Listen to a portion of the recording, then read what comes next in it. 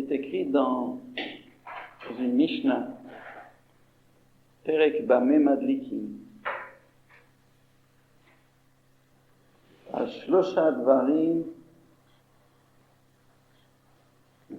à cause de 3 péchés, Nashim Metod Kishat Ledata. À cause de 3 péchés, les femmes meurent, l'Aleinu, lorsqu'elles mettent au monde un bébé. Quels sont ces 3 péchés?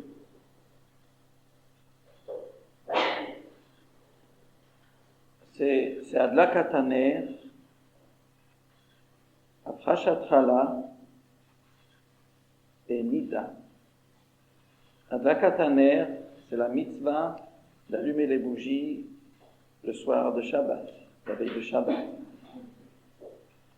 Afrashat Chala, c'est lorsque on pétrit de la pâte, une certaine mesure de pâte, et on doit prélever un morceau de pâte et on doit la brûler. Et Nida, c'est les lois de la pureté familiale que la femme doit respecter une fois qu'elle est mariée.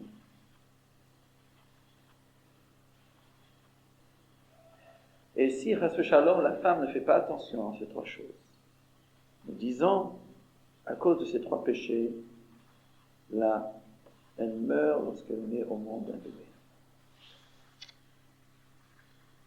Maintenant, est-ce que cela veut dire que toutes les femmes qui sont mortes en mettant un bébé au monde avaient fauté dans l'un de ces 3 péchés? Ou est-ce que cela veut dire qu'une femme qui fait ces 3 péchés, un de ces 3 péchés, mourra lorsqu'elle mettra un bébé au monde? Ça, c'est une question qu'il faut poser. Pour le moment, je la laisserai telle qu'elle, sans la répondre. Mais une chose est certaine, c'est que nous devons poser la question, pourquoi justement ces 3 péchés? Il y a beaucoup d'autres péchés, beaucoup d'autres avérotes dans la Torah, sur lesquels on est chayav mita bidei shamayim. Et pourquoi justement lorsqu'elle met au monde un bébé? Et si elle meurt dans une autre période, cela aussi provient à cause d'une avéra qu'elle a faite.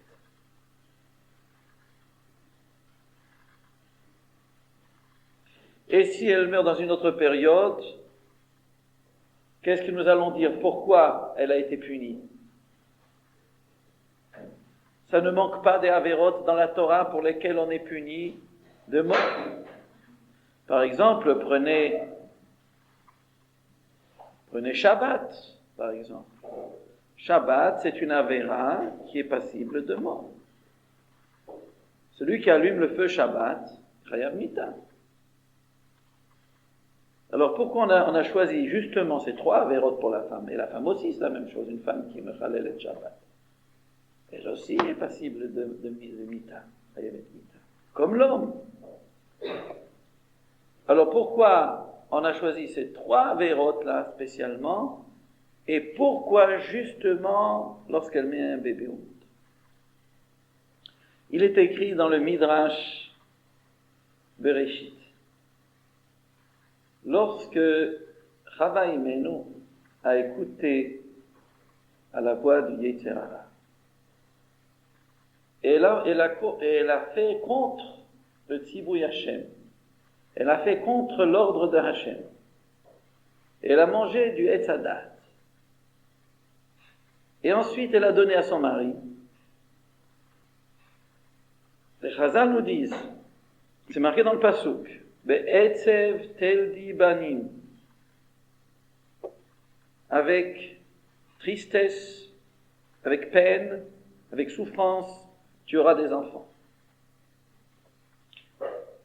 Ça, c'était la punition de Chava Imenu. La punition d'Adam Arishon, c'était Bezeat apecha tochal lechem. Tu mangeras le pain sur de tout. Tu devras travailler pour te nourrir. Mais sur ce que nous disons là, sur la femme, au sujet de la punition de Chava, Be'etzev tel dibanim, les Chazal nous disent qu'elle a été punie en vérité sur plusieurs choses. Elle a été punie qu'elle a eu la Tumat Nida. Pourquoi? Parce que de même qu'elle a causé que la mort vienne au monde, alors elle aussi, elle aura une Touma qui arrive, une impureté qui arrive avec le sang. Parce que c'est Shfichut Dam. Shfichut Dam, la mort, ça s'appelle le meurtre, en hébreu, c'est Shfichut Dam, verser le sang. Donc, elle aussi, elle sera Nida. C'est Mida Keneged Mida. Parce que elle a causé la mort pour Adam Arishon, qui était comparé à une chala. Pourquoi est-ce qu'il était comparé à une chala? Comme une chala, on la pétrit, on met de l'eau et on la façonne, on lui donne une forme. Adam Arishon aussi, Akadosh Baruch Hu, a pris de la terre et il a arrosé la terre avec de l'eau et il a façonné et il a fait un homme. C'est pour cela Adam Arishon est appelé Chalato Shel Olam, la pâte du monde. Elle aussi, elle devra prendre la chala pour réparer cette faute-là. Et puisqu'elle a éteint la lumière, l'homme qui est la lumière du monde, Adam Arishon, c'est la lumière du monde. C'est pour lui que le monde a été créé. C'est lui qui amène le monde à son tahlit, à son but. Aussi, elle devra allumer la lumière de Shabbat, et avec cela, elle pourra se faire pardonner. Donc, vous voyez, les trois choses, nous les retrouvons dans le Midrash. Ces trois choses-là, Nida, Adlakataner et Aprashat Chala, ce sont trois choses qui correspondent à la faute de Chava Imenu, et en gardant ces trois mitzvot, elle peut réparer la faute de Chava Imenu.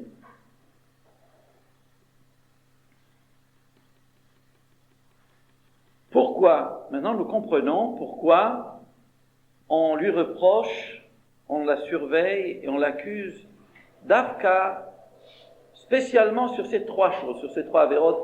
Justement à cause de ces trois avérotes-là, elle doit mourir au moment des couches. Mais il y a l'autre question qu'on a posée, pourquoi justement au moment des couches?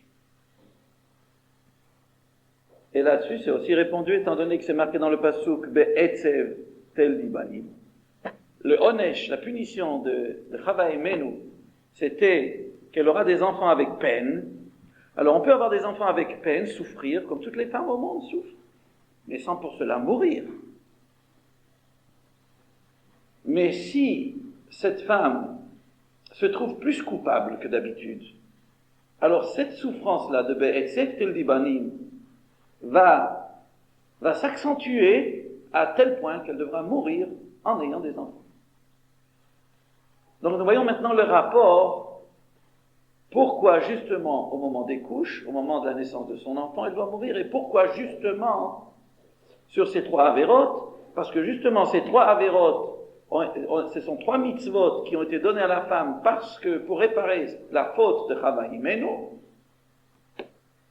Et si elle ne le fait pas, alors la klala de Chava Imenu qui est Be'etzev tel dibanim s'accentuera à ce point qu'elle devra mourir dans la peine de l'accouchement.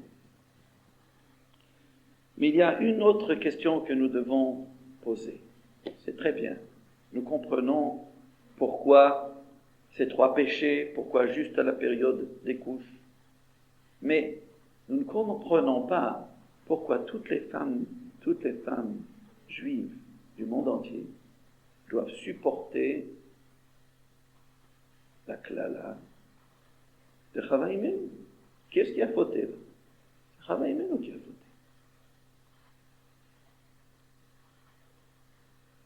Vous n'avez pas fauté, vous. Toutes les femmes juives n'ont pas fauté. Est-ce qu'elles ont mangé du Etzadat? Ça, c'est une question qu'on doit poser aussi, même sur les hommes. Pourquoi tous les hommes doivent travailler pour avoir leur pain, étant donné qu'ils n'ont pas fauté eux non plus? Pourquoi doit-on supporter le péché d'Adam Arishon? Mais puisque nous parlons ici de la femme, nous allons poser la question sur la femme. Pourquoi est-ce que la femme doit supporter les conséquences du péché de Chava Imenu? À ce point d'être Chayev Mita. La peine de mort, c'est la peine la peine capitale. C'est la punition la plus grande qui puisse exister sur terre. C'est la peine de mort. Pourquoi? Parce qu'elle n'a pas fait la chala, ou bien parce qu'elle n'a pas gardé Nida, ou bien parce qu'elle n'a pas allumé les lumières de Shabbat.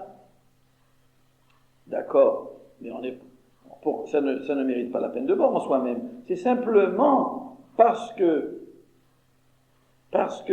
ces trois choses, ces trois mitzvot, comme on a dit tout de suite, ont été données à la femme pour pardonner le chet de Chava Imenu. C'est pour cela qu'elle est punie. Bon, mais elle n'a pas fait le chet de Chava Imenu, la femme d'aujourd'hui, et les femmes des générations après Chava Imenu. La réponse est la suivante. Ces trois mitzvot, en vérité, toute femme qui existe au monde et qui est mariée, et nous parlons ici d'une femme mariée, puisqu'on parle ici d'une femme qui est morte, qui meurt en donnant naissance à son enfant. Donc, toute femme qui est mariée, si elle ne fait pas attention, si elle n'accomplit pas ces trois mitzvot, Adlakat Haner, Afrashat Chala et Nida, elle refait encore une fois le même chet que Chava Imenu. Ce n'est pas qu'on l'a punie parce que Chava Imenu a mangé du Etzadat et elle en a donné à son mari et elle a fait faire un péché à son mari. Ce n'est pas ça. Cette femme-là qui ne fait pas de la Gatanot, cette femme-là qui ne fait pas Afrashat Chala, cette femme-là qui ne tient pas la pureté familiale, cette femme-là, elle pêche à nouveau. Elle fait le même chet. C'est elle, Chava. Elle fait exactement le même chet que Chava avait fait. C'est pas qu'on l'a puni maintenant sur le chet de Chava Imenu. On l'a puni parce qu'elle a recommencé, elle a répété, elle aussi, le chet de Chava Imenu. Et elle a fait fauter son mari.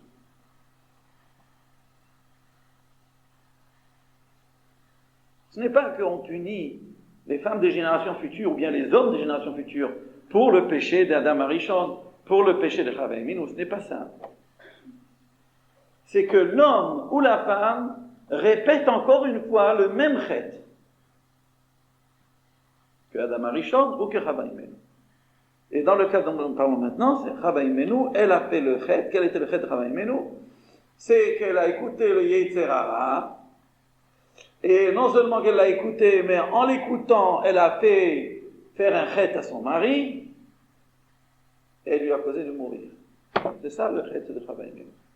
Aujourd'hui encore, si la femme n'est pas pieuse, si elle ne garde pas la Torah comme il faut, elle répète encore une fois le chet de Chava Imenu. Elle recommence. Elle écoute le Yetzer Hara. Le Yetzer Hara lui dit, mange n'importe quoi, amène à la maison n'importe quelle nourriture, et donne-en à ton mari aussi. C'est exactement le chet de Chava Imenu.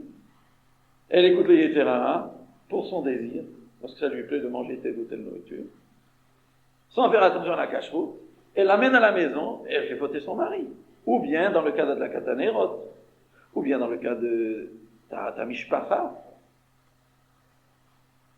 Et pourquoi justement en donnant naissance à un enfant? Et pourquoi cette klala justement de Be'etzeb tel Divanim? Pourquoi Kadosh Baruch n'a pas donné à la femme une autre klala, comme il a donné à à Adam, tu mangeras le pain à la sueur de ton front. Pourquoi est-ce qu'il n'a pas dit à Chava Imenu, je ne sais pas moi, qu'il lui fasse pousser une bosse, ou bien qu'il la rende lépreuse? Pourquoi justement cette clara de Be'etzef tel Libani, justement en ayant des enfants? Pourquoi justement cela?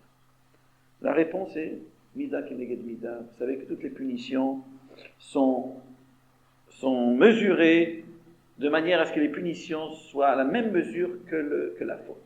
Qu'est-ce que c'était que la faute de Chava Imenu? Elle a causé à son mari de mourir. Les tikkun, la réparation de cette faute, c'est de ramener la vie au monde. Puisqu'elle a amené la mort, il faut ramener la vie. De même qu'elle a causé son mari de mourir, elle doit maintenant non seulement avoir des enfants, mais les avoir avec peine. Dans cela même, en donnant la vie, elle doit souffrir, puisqu'elle a donné la mort. Et encore, c'est en gardant les mitzvot. Et si elle ne les garde pas, ces 3 mitzvot-là, alors elle donnera la vie, mais elle aussi, elle mourra en donnant la vie. Vous voyez, c'est une punition qui était augmentée. Maintenant, il faut bien comprendre, on explique toujours que ces 3 mitzvot, en vérité, ce sont des symboles. Naturellement, ces 3 mitzvot, ce sont 3 mitzvot dans la Torah, c'est sûr. Et le pshat, c'est que, on parle ici des 3 mitzvot et un point, c'est tout, pas plus ni moins. Mais en vérité, on parle quand on parle en drouche, on dit que ces 3 mitzvot, en vérité, c'est un symbole pour toutes les mitzvot que la femme doit garder. Adlakat haner, par exemple. Commençons par Adlakat haner. Adlakat haner, c'est Shalom Bayit. Comme la Gemara nous dit, pourquoi faut-il allumer des lumières le soir de Shabbat? Pourquoi? Et il y a plusieurs raisons. Une des raisons, c'est pour pas qu'on trébuche dans le noir. À ce moment, il n'y avait pas de lumière électrique. Et si on n'allumait pas les lumières, il faisait obscur. Et les gens de la famille pourraient rentrer et se cogner la tête, ou bien tomber, faire du mal. Et ensuite, cela aurait amené une querelle dans la maison. Le mari se met en colère sur la femme. Et il en suit une dispute. Pour Shalom Bayit, à cause de Shalom Bayit, les Chachamim ont dit qu'il faut allumer des lumières la veille de Shabbat. Donc, Shalom Bayit. Qu'il y ait la paix dans le logis. La lumière dans le logis, c'est la paix dans le logis. Maintenant, il faut bien comprendre que ceci veut, en vérité, veut dire 2 choses. C'est un machal et il y a aussi un nimshal. Il faut qu'il y ait la paix physique, qu'on ne trébuche pas. Il faut faire attention dans la maison. La femme, c'est son travail, c'est que la maison soit confortable, accueillante, qu'il n'y ait pas des choses ou des clous qui sortent des murs, par exemple, des choses comme ça, qu'il y ait de la lumière pour pas qu'on... C'est la femme qui est la maîtresse du logis, la maîtresse de la maison. Aker et Tabayit. Elle doit veiller dans la maison qu'il y ait Shalom Bayit. En quoi? En faisant quoi? En allumant la lumière. D'accord. Mais il y a aussi, c'est aussi un machal, c'est aussi une métaphore. La femme doit enlever l'obscurité du logis, ça veut dire la femme doit veiller à ce que les enfants apprennent la Torah, qu'on apprenne la Torah dans cette maison, qu'il y ait la lumière de la Torah, qui ner mitzvah ve Torah or, ve derech chaim tochochot musar. Et de cette manière, on peut arriver à Shalom Bayit. Parce qu'il ne suffit pas que les gens, qu'ils aient une maison confortable pour qu'il n'y ait pas de dispute dans le logis, ce n'est pas suffisant. On trouve des tas de ménages qui ont des maisons très accueillantes, très confortables. Il y a beaucoup de lumière, il y a des tapis par terre, il n'y a pas de clous qui sortent des murs, et quand même il y a de la dispute dans ces ménages. Et pour y remédier, il ne suffit pas simplement d'allumer la lumière. Il faut allumer une autre lumière. La lumière de la Torah. Qui ner mitzvah ve Torah or. C'est la Torah qui peut nous dire comment on peut arriver au vrai Shalom Bayit. Comment la femme peut vivre avec son mari harmonieusement. Comme c'est marqué dans le Passouk, Derachea darke noam, vechol netivotea shalom. Les chemins de la Torah sont des chemins plaisants, sont des chemins de plaisir. Et les chemins de la Torah sont des chemins de paix. Et la Gemara nous dit dans Souka qu'on n'a pas voulu que le hétrog, on n'a pas voulu que le loulav soit pris d'un arbre qui a des épines, justement parce que toutes les mitzvot doivent être plaisantes à accomplir. Il n'y a pas dans la Torah une mitzvah qui est laide ou qui est pénible à accomplir. Même des épines sur le loulav, cela aurait empêché la ni'imout de la mitzvah. On ne peut pas accepter un arbre comme loulav qui a des épines. C'est contre le principe de la Torah.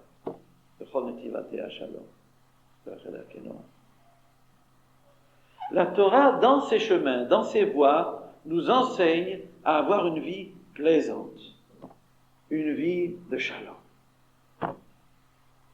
Et dans ce cas-là, une vie dans le logis qui soit harmonieuse. Pourquoi ? C'est très simple. Nous trouvons la plupart du temps, quand il y a une marloquette, une querelle dans un ménage, c'est très simple. La raison, on peut dire beaucoup de raisons. Il y a peut-être 100 000 raisons pourquoi on peut se quereller. On peut se quereller parce que la soupe était trop salée. On peut se quereller parce que je peux pas vous dire des tas de raisons. Mais en résumant, en disant un principe, on se querelle parce que chacun veut son bien-être, sans penser au bien-être de l'autre. Voilà, ça c'est en 2 mots, en résumant. Et là-dedans, vous pourrez me dire toutes sortes de cas. Si la soupe a trop de sel, ou si l'habit ne lui plaisait pas, sa femme a choisi une robe qui ne plaît pas à son mari, parce qu'on a frappé le gosse. Vous pouvez me dire toutes sortes de cas pour lesquels on s'est disputé à la maison, et vous retrouvez toujours que le fond de la chose, c'était parce que un des deux a cherché son bien-être sans penser au bien-être de l'autre. Et Rabbi Dessler, le Rav Tzadik Libracha, avait l'habitude d'avertir les nouveaux époux en leur disant: si vous voulez avoir l'harmonie dans votre ménage, que vous ayez une vie plaisante ensemble et que vous n'ayez pas de dispute, alors je vous conseille une chose. Essayez toujours à faire du plaisir à l'autre sans chercher à avoir vous du plaisir. Parce que voilà, c'est là l'erreur de beaucoup de gens. Beaucoup de gens disent: je sais que le mariage, c'est une question, c'est une association. Mais, comme toutes les associations, il faut donner, mais il faut prendre aussi. Je suis prêt à donner, à condition que tu donnes toi aussi. Mais que moi je donne tout et que je ne prenne rien, et que toi tu donnes rien, ça non, je ne suis pas d'accord. Là, c'est ce que les gens disent dans le monde, mais ce n'est pas vrai. Si on va avec cette politique, on peut toujours se disputer. Parce qu'on pourra toujours dire: moi je t'ai donné tout et je n'ai rien reçu. Mais est-ce que ce que tu m'as donné, ce n'était pas suffisant? C'est relatif, vous comprenez? Chacun peut dire: moi je t'ai tout donné, j'ai rien reçu. L'un va dire: moi je t'ai tout donné et j'ai rien reçu. Et l'autre va dire: moi je t'ai tout donné, j'ai rien reçu. C'est pour ça que Rabbi Dessler disait non. Il faut essayer, le but qu'on doit se donner dans la vie mariée, c'est de tout donner et de ne vouloir rien prendre. Mais être content de ce qu'on reçoit, c'est tout. Mais ne pas vouloir prendre. Autrement dit, c'est ce qui est marqué dans Pirkei Avot: Sheli, Shelah, Shelah, Shelah. Ce qui m'appartient t'appartient, ce qui t'appartient t'appartient. C'est ce qu'il appelle Rabbi Dessler développer en soi le don de donner et s'écarter à l'extrême du don de prendre. L'homme a 2 dons. en lui. Deux kohot, deux forces qu'Akadosh Baruch Hu a mis en lui. Une force, c'est de donner, un don de donner et un don de prendre. Il faut s'écarter du don de prendre et développer le don de donner. Et le jour, il les avertissait, il leur disait, le jour où vous oublierez cela et vous commencerez à demander ce qui vous est dû, vous pourrez dire au revoir à votre shalom bayit. Votre shalom bayit, l'harmonie sera terminée. Vous voyez comment il était clair dans son conseil. Comment il a bien rendu la chose claire. Le jour où vous oublierez cela, et vous voudrez quelque chose de l'autre, et vous demanderez ce qui vous est dû, vous pourrez dire au revoir à votre paix dans le foyer. Vous n'en aurez plus. Ça, c'est Adrakatane. Ça, c'est Or Torah. C'est ce que la Torah nous enseigne. C'est l'enseignement de la Torah. La Torah avec les mitzvot de Ben Adam Lachavero. Qu'est-ce qu'il a dit Hillel? Qu'est-ce qu'il a dit Hillel au converti, à celui qui voulait se convertir, qui voulait apprendre la Torah sur un seul pied? Il lui a dit, je vais t'apprendre sur un seul pied la Torah. Maï desanilach, ce que tu n'aimes pas, ne le fais pas à ton camarade. C'est tout. Veiller au bien-être de l'autre comme tu veux qu'on veille à ton bien-être. Tu ne veux pas qu'on se moque de toi, ne te moque pas des autres. Tu ne veux pas qu'on te vexe, ne vexe pas les autres. Tu ne veux pas qu'on te vole, ne vole pas les autres, etc., etc. Ça, c'est toute la Torah, a dit Hillel au guerre. Et le reste, c'est des commentaires. Mais ça, c'est toute la Torah, en résumé. La Torah demande à l'homme de vouloir toujours accorder à l'autre, ne pas regarder seulement son bien-être, être égoïste, regarder ce que l'on veut sans regarder ce que les autres veulent. Il faut aussi bien veiller au bien-être de l'autre comme on veut pour soi-même. Et c'est comme cela qu'on peut arriver à Shalom Bayit. C'est très simple. C'est-à-dire, il n'y a pas lieu de discuter ici, d'exposer des tas de conseils et des tas de cas.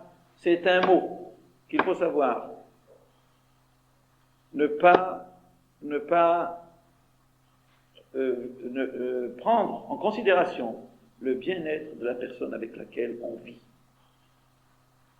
Et chaque chose, chaque parole, chaque geste, on doit, avant d'ouvrir la bouche, avant de faire un geste, avant de dire une parole, regarder, est-ce que cette parole ne va pas apporter du tsar, de la peine à l'autre, faire de la peine. D'ailleurs, celui qui dit une parole qui fait de la peine à l'autre, que ce soit sa femme, que ce soit son mari, ou que ce soit n'importe qui, et il est revers sur un lave d'oreille. C'est l'otonu ish et achim. Celui qui vexe une autre personne, qui dit une parole qui lui fait de la peine. Et la plupart du temps, vous remarquerez que les querelles, ça commence toujours par des paroles.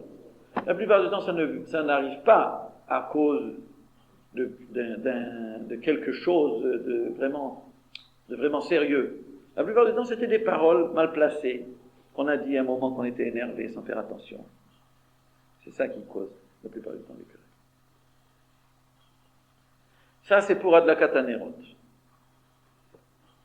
Afrashat Chala, aussi, il faut comprendre, Afrashat Chala, c'est aussi une métaphore. Ce n'est pas simplement enlever la Chala, mais Afrashat Chala, c'est la tzedaka. La Chala, c'était un morceau du pain qu'on devait donner au Kohen. Aujourd'hui, on n'a plus la mitzvah, on la brûle. Mais c'est aussi, ça nous montre que la femme qui est à la maison, qui est-ce qui ouvre la porte quand un pauvre arrive à la maison? Qui est-ce qui fait Achna Satori? C'est la femme. Il y a une Gemara qui dit que la femme d'un tzaddik, elle a eu un S plus que son mari parce que lorsqu'elle ouvre la porte au pauvre, elle lui donne du pain. Tandis que lui, il ne donne pas du pain, lui. Quand il est dans la rue et un pauvre le rencontre, qu'est-ce qu'il lui donne? Il lui donne de l'argent. Alors le pauvre doit prendre l'argent, aller chez le boulanger et il achète le pain. Mais jusqu'à ce qu'il mange le pain, ça prend assez de temps. Tandis que la femme, dès qu'elle ouvre la porte, elle lui donne du pain, tout de suite, elle rassasie le pauvre. Et vous voyez, juste à cause de cette différence-là, parce que la femme donne la tzedaka d'une manière plus directe, elle a eu un plus grand nez que son mari. Donc, La femme, c'est elle qui est à la maison, c'est elle qui ouvre la porte aux invités, c'est elle qui donne la tzedaka aux pauvres qui viennent demander à la porte. Ça, c'est Afrashat Chala. D'une part. D'autre part, c'est aussi la kashrut. Afrashat Chala, c'est aussi un remez, c'est une allusion à la kashrut. Qui est-ce qui se porte garant de la kashrut de la maison? C'est la femme. Le mari, où est-ce qu'il est? Toute la journée, il est au travail. Il arrive à la maison, on lui donne son souper, il le mange. Est-ce que lui va pouvoir savoir comment est-ce qu'elle a ouvert les œufs? Comment est-ce quelle sorte de poêle elle a mis pour frire la viande? Ou quelle sorte d'huile elle amène à la maison? C'est la femme. C'est la femme, c'est elle. C'est sur elle que repose la responsabilité de la cacheroute dans la maison. Ça, c'est aussi un remez pour Afrashat Chala.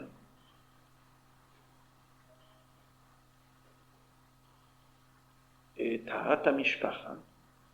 Taharat HaMishpacha aussi, il faut comprendre. Taharat HaMishpacha, c'est pas seulement la Taharat HaMishpacha elle-même, la pureté de la vie familiale. Ça englobe beaucoup de choses. Ça englobe d'abord la tzniut, la kedusha, la sainteté dans la vie familiale, la tzniut, se couvrir les cheveux et se couvrir tout ce qu'il faut couvrir. Et toutes les choses qui sont rattachées à cela. Qu'est-ce qu'on lit? Quelle sorte de livres on amène à la maison? Aujourd'hui, il y a tellement de livres, tellement de magazines, avec des choses sales.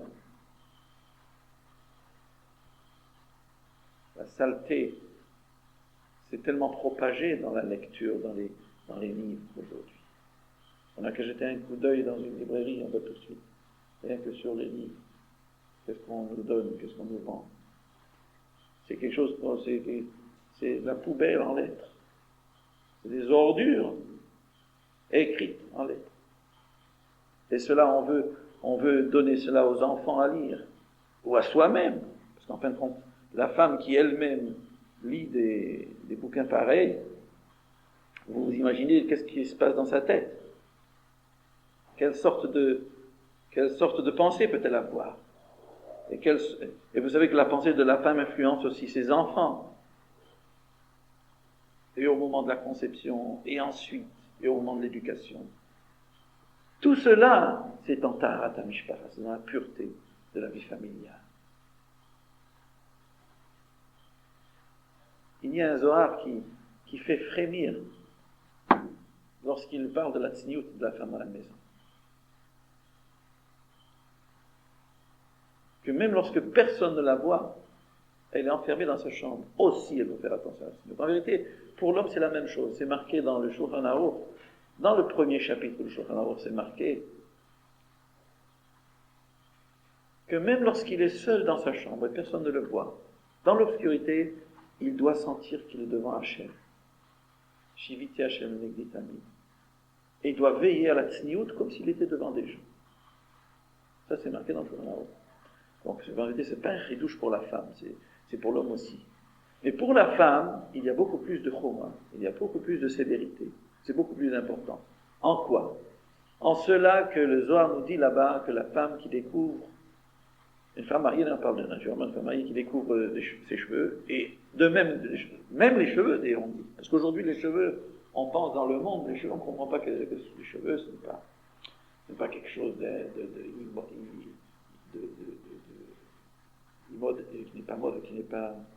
c'est pas quelque chose d'immoral, les cheveux. Aujourd'hui, on vit vraiment il y a des gens qui sont très sincères et qui sont disons, pieux, mais lorsqu'on leur parle des cheveux, ils ne comprennent pas.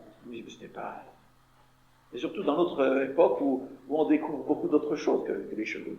Et le Zohar nous dit que les cheveux, même les cheveux, il y a à plus forte raison les autres parties. Et là-dessus, il nous dit que la femme qui ne fait pas attention à la tzniut, elle amène dans la maison la klala, la malédiction. Elle cause que ses enfants ne seront pas respectés, ne deviendront pas des gdolei Torah, des grands dans la Torah. et elle cause que son mari s'appauvrisse. Et elle amène la klala dans la maison. Vous voyez, des mots vraiment, je vous dis ici les mots en résumé, mais si vous regardez dans le texte, peut-être un jour j'aurai l'occasion de vous le lire dans le texte ce soir.